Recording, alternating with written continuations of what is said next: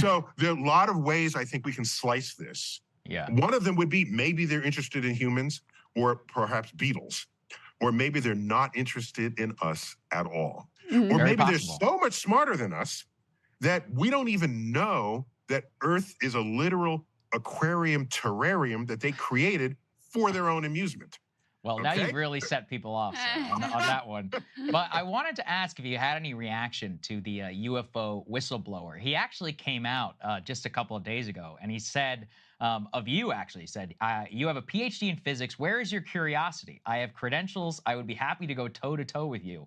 If he wants to debate me, I would be fine with that. So first, just any reaction, or if you have any interest in debating the UFO whistleblower. We'd be happy to host. Which we you would here. host, of course. If we were open to it. Yeah.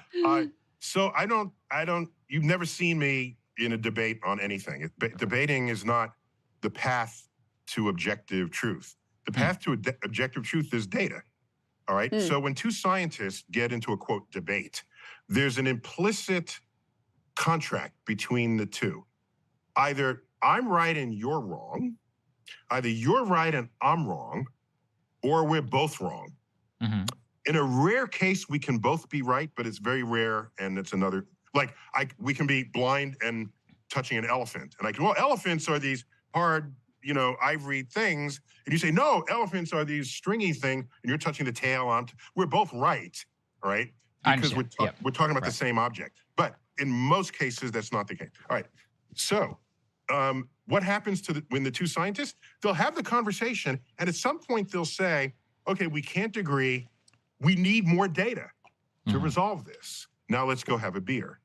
So it makes no point to debate someone who's talking about classified information that nobody else can see. That's not, so what needs to happen is it needs to release the information. Yes. We did that in the Apollo era. We got moon rocks, brought it back, shared the rocks with the world, so everybody can investigate it and evaluate it. So if you have a result, the way science arrives at objective truth is not by debate, which politicians like doing. And by the way, I've never seen a debate ever where one person says, you convinced me, I agree, let's go. That has never happened. Happens on this show sometimes. Yeah, happens sometimes here. We try to do a little bit of that here. So my quick point is that all he has to do is release it for independent analysis.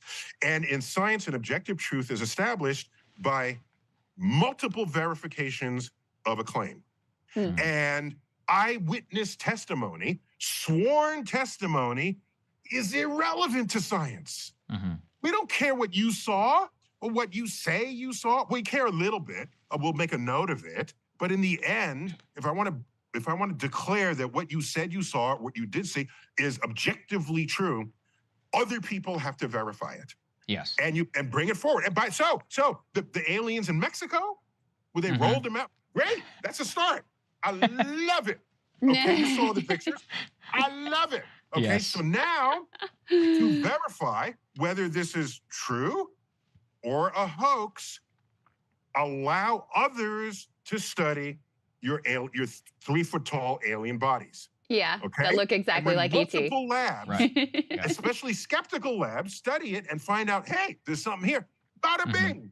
We got 2 aliens that were hanging out 2,000 years ago. By the way, your nose is just an empty cavity into your skull.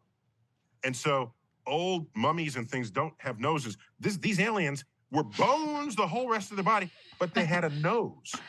Curious. There's nothing to, what? How do you keep a nose? Oh, but it's an alien, so maybe there's a bone in its nose. Yeah, but maybe they got a different thing going on. All right. Hips, ribs, femur, skull. So anyhow, fingers. Okay, I have 3 fingers, therefore it's alien. Okay, so I'm looking for, I love it. Now release it to the world. Yes, I agree. So let's let that heed to Congress. So Congress should release that information.